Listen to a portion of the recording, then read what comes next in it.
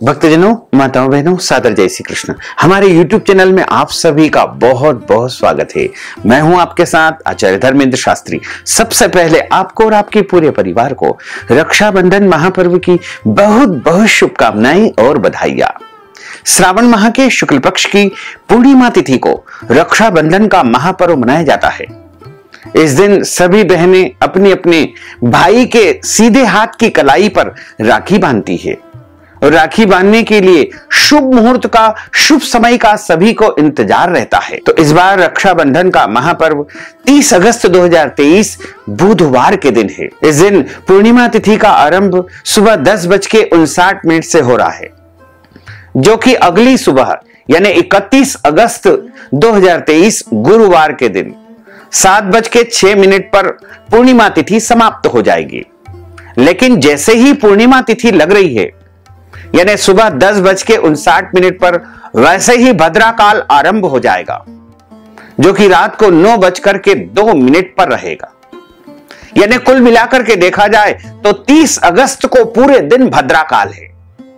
अब सभी ये चिंता कर रहे हैं कि आखिर रक्षाबंधन कब मनाया जाए, 30 अगस्त को मनाएं या 31 अगस्त को मनाएं, क्योंकि 30 अगस्त को सुबह 10:59 से पूर्णिमा तिथि आरंभ हो रही है। उसके पहले पहले चतुर्दशी तिथि है, तो चतुर्दशी तिथि में राखी नहीं बांधी जाती है, क्योंकि चतुर्दशी तिथि को रिक्ता तिथि माना गया है। और 10:59 पर जब पूर्णिमा तिथि लगेगी, उस समय भद्रा काल आरंभ हो जाएगा। भद्रा काल को बहुत ही अशुभ समय माना गया है और भद्रा काल में कभी भी राखी नहीं बांधना चाहिए। भद्रा काल में राखी बांधने से कुल का, परिवार का विनाश हो जाता है। जैसा कि हमारे शास्त्रों में बताया हुआ है कि लंका के राजा रावण ने अपनी बहन से भद्रा काल में रक्षाबंधन करवाया था, यानी राखी बंधवाई थी। इसी कारण से रावण का सर्वनाश हो गया। तो भद्रा काल के समय आपको गलती से भी, भूल कर भी राखी नहीं बंधवाना है, चाहे कोई कितना भी कहे। क्योंकि कुछ विद्वानों और अन्य लोगों का मत है कि रक्षाबंधन के दिन प्रदोष काल में राखी बांधी जा सकती है। तो आपको हम पुनः स्पष्ट रूप से बता दें कि 30 अगस्त 2023 बुधवार के दिन सुबह 10:59 से भद्रा काल आरंभ हो जाएगा, जो कि 30 अगस्त 2023 की रात को 9:02 तक रहेगा। इसलिए आपको कोई कितना भी कहे या कोई कितना भी समझाने का प्रयास करे, लेकिन आपको गलती से भी, भूल कर भी इस समय भद्रा काल में राखी नहीं बांधना है और राखी नहीं बंधवाना है। यदि भद्रा काल में राखी बंधवाई तो परिवार में कई प्रकार की समस्याएं उत्पन्न हो सकती है। आर्थिक तंगी आ सकती है, परिवार में कलह होगा, परिवार में लंबी आयु के स्थान पर, दीर्घ आयु के स्थान पर जो है अल्प आयु का दोष बन सकता है। और इसी प्रकार से आपके घर परिवार में कई प्रकार की समस्याओं का आपको सामना करना पड़ेगा। इसलिए आपको भद्रा काल के समय को छोड़ करके भद्रा काल जैसे ही समाप्त हो जाए, उसके बाद आप रक्षाबंधन का त्योहार मनाएं, कोई दिक्कत नहीं है। तो 30 अगस्त 2023 बुधवार को रात को 9:02 पर भद्रा काल समाप्त हो जाएगा। उसके बाद आप राखी बांधने का, रक्षाबंधन का कार्य संपन्न कर सकते हैं। तो रक्षाबंधन का जो सर्वश्रेष्ठ मुहूर्त रहेगा वो 30 अगस्त 2023 की रात को 9:02 से लेकर के अगली सुबह यानी 31 अगस्त 2023 की सुबह 7:06 तक रहेगा। अगले दिन 31 अगस्त 2023 गुरुवार को सुबह 5:56 पर सूर्योदय होगा और पूर्णिमा तिथि का समापन सुबह 7:06 पर हो रहा है। हालांकि कुछ ग्रंथों में ऐसा भी लिखा हुआ है कि प्रतिपदा यदि अगले दिन है और उसमें पूर्णिमा यदि त्रिमुहूर्त से कम है, तो ऐसे में रक्षाबंधन का कार्य नहीं करना चाहिए। राखी बांधने का शुभ मुहूर्त उस दिन नहीं माना जाता है। लेकिन स्वयं पृथ्वी के देवता सूर्य नारायण पूर्णिमा तिथि को स्पर्श कर रहे हैं, तो आप अपने प्रभु को राखी समर्पण करने के बाद, इष्ट देवता को, आराध्य देव को राखी चढ़ाने के बाद रक्षाबंधन का कार्य 31 अगस्त 2023 गुरुवार के दिन पूरे दिन कर सकते हैं।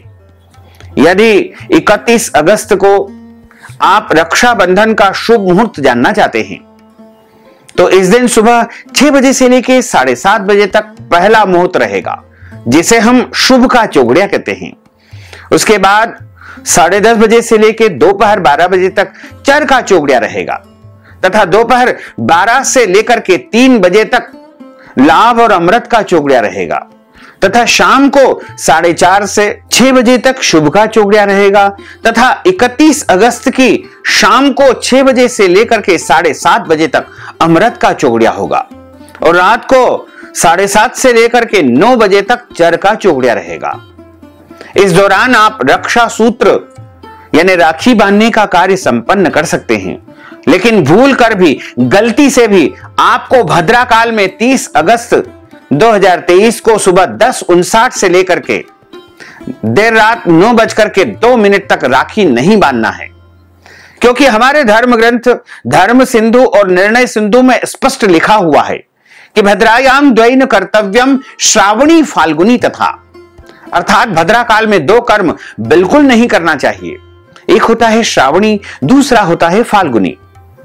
श्रावणी का अर्थ होता है रक्षाबंधन या राखी बांधने का कार्य और फाल्गुनी का मतलब होता है होली का दहन करना। इसलिए आप इस समय को छोड़ करके रक्षा सूत्र बांध सकते हैं, राखी बांध सकते हैं। तो इस बार वर्ष 2023 में राखी बांधने का जो सर्वोत्तम मुहूर्त रहेगा वो 30 अगस्त 2023 बुधवार की रात को 9:02 से आरंभ होकर के अगली सुबह 7:06 तथा 31 अगस्त का पूरा दिन अति शुभ रहेगा। जिस प्रकार हमने जो समय बताए हैं उन समय में शुभ मुहूर्त में शुभ चौगड़िए में आप रक्षाबंधन का कार्य संपन्न कर सकते हैं। जो विद्वान ब्राह्मण लोग यज्ञोपवीत धारण करते हैं वो श्रावणी पूर्णिमा के दिन श्रावणी कर्म करते हैं, हेमाद्री कर्म करते हैं, उपाकर्म का कार्य संपादित किया जाता है। इस दिन विद्वान आचार्य के मार्गदर्शन में 10 विधि स्नान किया जाता है, देव ऋषि पितृ का तर्पण किया जाता है तथा ऋषियों का पूजन करने के बाद नया यज्ञोपवीत यानी नया जनेऊ धारण किया जाता है। तो यज्ञोपवीत धारण करने में श्रावणी पूर्णिमा का होना आवश्यक होता है। तो आप 30 अगस्त 2023 के दिन जैसे ही पूर्णिमा तिथि लगे वैसे ही आप श्रावणी कर्म, उपाकर्म, हेमाद्री कार्य संपन्न कर सकते हैं। लेकिन कुछ विद्वानों का ऐसा मत है कि जिस दिन श्रवण नक्षत्र हो उसी दिन श्रावणी कर्म संपन्न करना चाहिए। ऐसे में एक दिन पहले यानी 29 तारीख को पूरे दिन श्रवण नक्षत्र रहेगा, जो कि रात को 11:38 पर श्रवण नक्षत्र संपन्न होगा।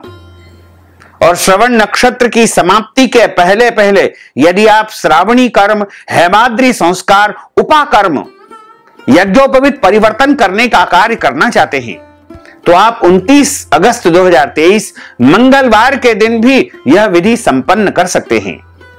यदि आपके घर में श्रवण कुमार का पूजन होता है तो आप 30 अगस्त 2023 को बुधवार के दिन श्रवण कुमार का पूजन संपन्न कर सकते हैं। इसमें भद्रा का कोई भी दोष नहीं रहेगा।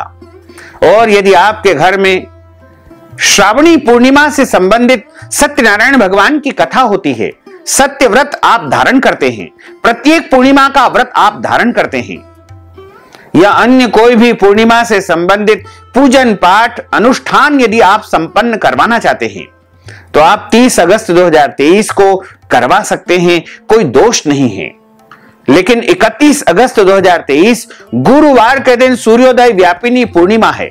हालांकि इस दिन त्रिमुहूर्त से भी कम पूर्णिमा है, फिर भी सूर्य भगवान का इस तिथि से स्पर्श हो रहा है, इसलिए इस दिन आप पूर्णिमा से संबंधित समस्त पूजन पाठ कर सकते हैं, श्रावण माह का समापन कर सकते हैं और रक्षा बंधन का कार्य इस दिन भी आप संपन्न कर सकते हैं। इसमें आपको किसी भी प्रकार से डरने की, घबराने की, भयभीत होने की बिल्कुल भी आवश्यकता नहीं है। अब सवाल यह आता है कि रक्षाबंधन की विधि क्या रहेगी।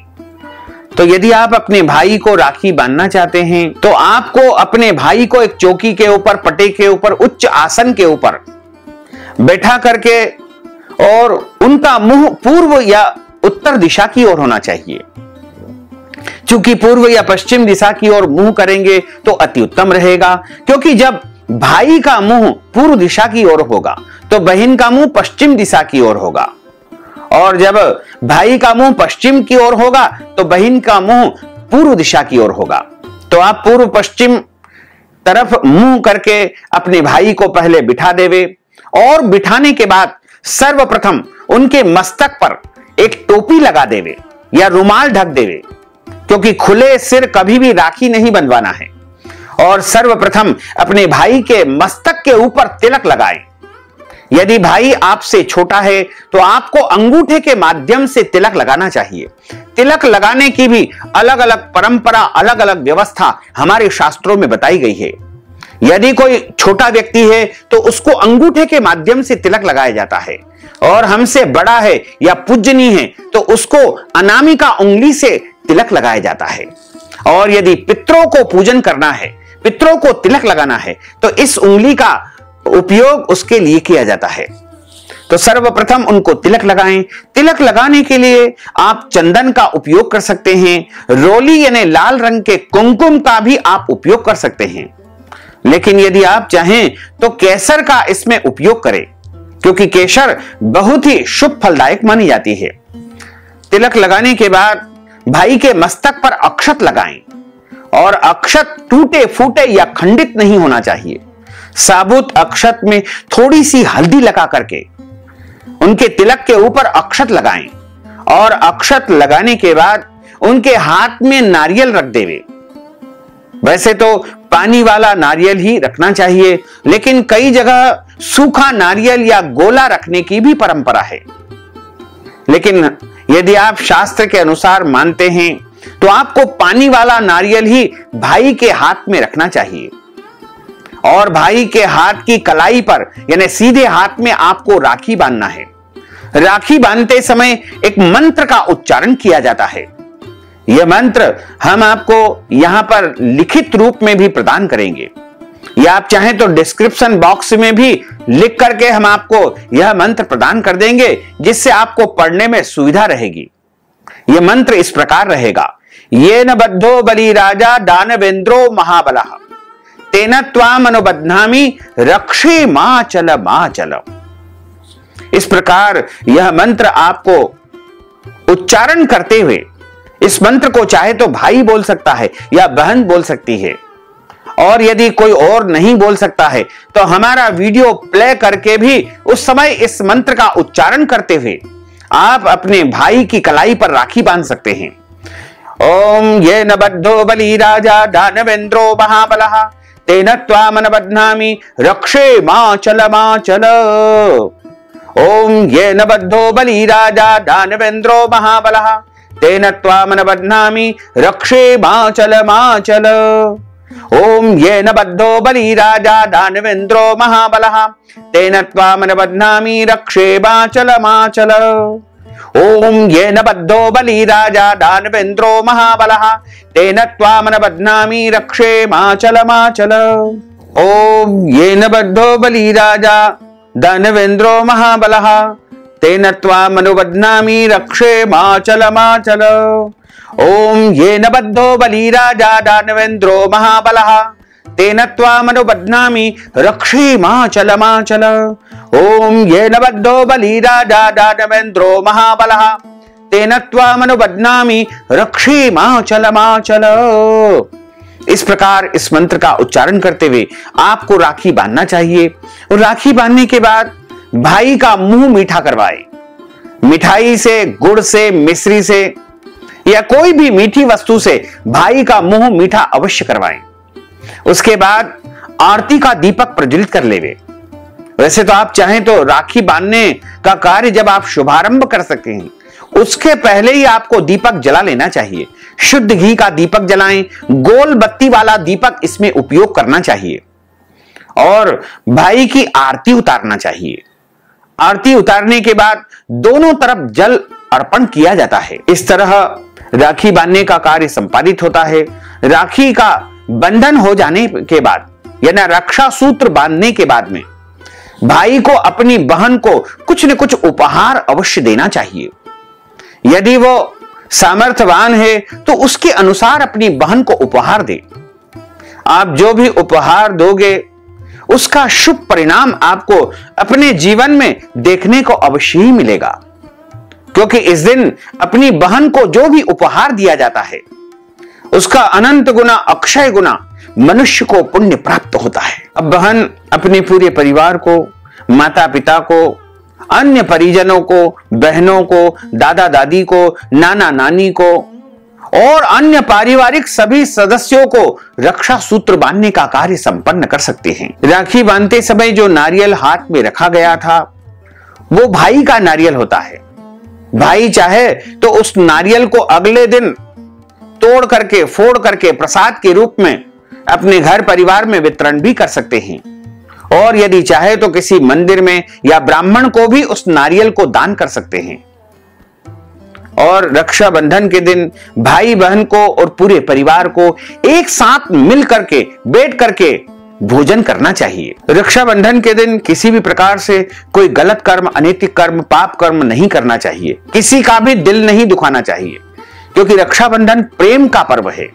इस दिन झूठ नहीं बोलना चाहिए, क्रोध नहीं करना चाहिए, वाद विवाद, लड़ाई झगड़ा बिल्कुल नहीं करना चाहिए तथा इस दिन आपको शरीर के अंग के कोई भी बाल काटना अथवा कटवाना वर्जित माना जाता है। नाखून भी नहीं काटना चाहिए और इस दिन ब्रह्मचर्य व्रत का पालन करना चाहिए। शुद्ध और पवित्र तरीके से आपको रक्षाबंधन का महापर्व मनाना चाहिए। तो भक्तजनों, माताओं, बहनों, यदि आप रक्षाबंधन के निमित्त कोई भी दान पुण्य करना चाहते हैं तो आप हमारे गूगल पे, फोन पे, पेटीएम या अकाउंट नंबर के माध्यम से नगद राशि पहुंचा करके रक्षाबंधन या श्रावण मास का संपूर्ण पुण्य लाभ प्राप्त कर सकते हैं। साथ ही आप सभी से अनुरोध है कि हमारे इस ज्ञानवर्धक वीडियो को अधिक से अधिक लोगों को शेयर करिएगा, लाइक करिएगा, कमेंट करिएगा और यदि अभी तक आपने सब्सक्राइब नहीं किया है तो अभी और इसी समय सब्सक्राइब कर लीजिए, ताकि इसी प्रकार की ज्ञानवर्धक वीडियो आपको सबसे पहले प्राप्त हो सकेगी। आपको और आपके पूरे परिवार को सादर जय श्री कृष्ण, सादर धन्यवाद।